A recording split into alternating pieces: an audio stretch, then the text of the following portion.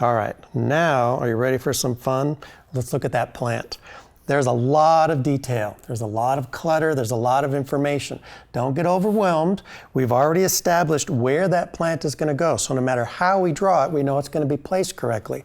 Also, we don't have to draw every single leaf exactly as it looks in our field of view. We're not creating a photorealistic representation.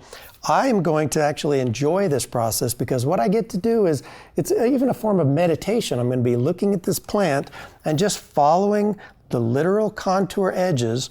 I want to start in the foreground of some of these leaves. I'm just going to pick them kind of at random, but I'm also picking the leaf that jumps out at me and is in foreground.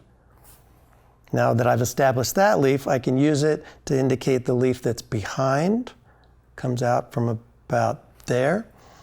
And just like these lines that I put on the chair backs, I just want to remind myself that that's the solid foreground object to differentiate it from the space behind it. So this is going to take a little while. So I'm going to take my time drawing the contour of as many of these leaves as I choose to. And then when we come back, we'll talk about the next part of the drawing.